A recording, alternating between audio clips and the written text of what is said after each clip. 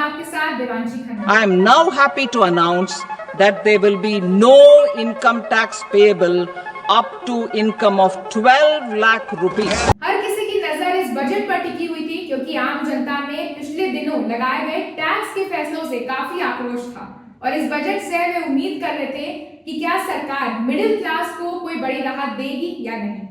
प्रधानमंत्री नरेंद्र मोदी के तीसरे कार्यकाल का बजट 1 फरवरी 2025 को वित्त मंत्री निर्मला सीतारमण द्वारा पेश किया गया।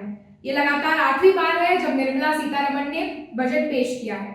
बजट 2025 का सबसे बड़ा हाईलाइट रहा 12 लाख पर नो टैक्स, लेकिन साथ ही इसको लेकर काफी कंफ्यूजन भी लोगों में आ रही है क्योंकि एक तरफ 12 लाख पर जीरो टैक्स की जहां बात की जा रही है, वहीं दूसरी तरफ टैक्स स्लैब टेबल में 12 लाख तक की आय पर 10% का टैक्स भी लगना है।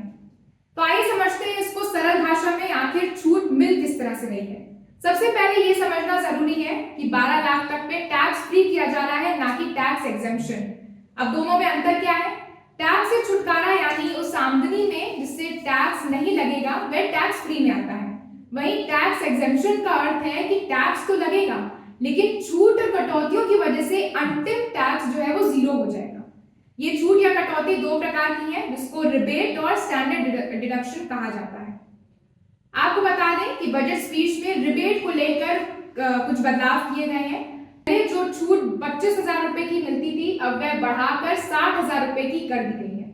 उदाहरण से समझते हैं कि मान लें आपकी तनख्वाह 12 लाख रुपए साल की है, फिर भी आपको आईटीआर यानी इनकम टैक्स रिटर्न फाइल करना होगा, लेकिन इसमें जो टैक्स कैलकुलेट करने के बाद टैक्स स्लैब के हिसाब से जो आंकड़ा आएगा 60,000 रुपए का, आपको अब ये 60,000 रुपए टैक्स के रूप में नहीं भरना होगा।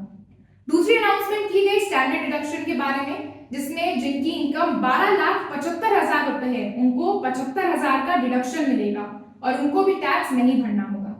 अब इसमें ध्यान देने वाली बात यह है दर्शकों कि ये स्टैंडर्ड डिडक्शन सिर्फ सैलरीड लोगों को ही मिलेगा, यानी जिनकी महीने की तनख्वाह फिक्स होती है।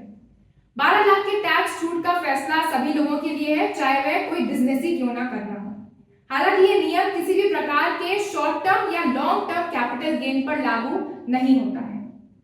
अब इस पे नजर डालते हैं कि इससे मिडिल क्लास को क्या क्या फायदा मिल रहा है।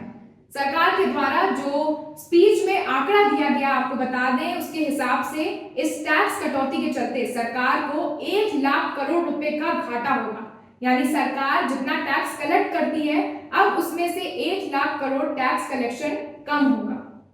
लेकिन इससे आम जनता को काफी फायदा पहुंचेगा क्योंकि उनके पास अभी जो पैसा सरकार को पहले टैक्स के रूप में जाता था अब वह उनके पॉकेट में आएगा, जिससे मिडिल क्लास की परचेसिंग पावर बढ़ेगी और वे अपनी क्वालिटी लाइफस्टाइल को बढ़ावा दे सकेंगे।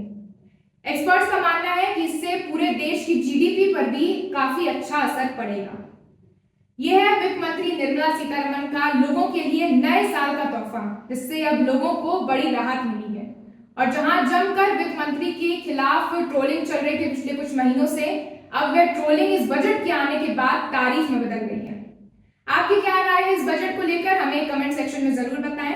ऐसी ही पेशकश के लिए जुड़े रहें आर्यन टीवी के साथ, क्योंकि हम हैं आपकी आवाज। नमस्कार।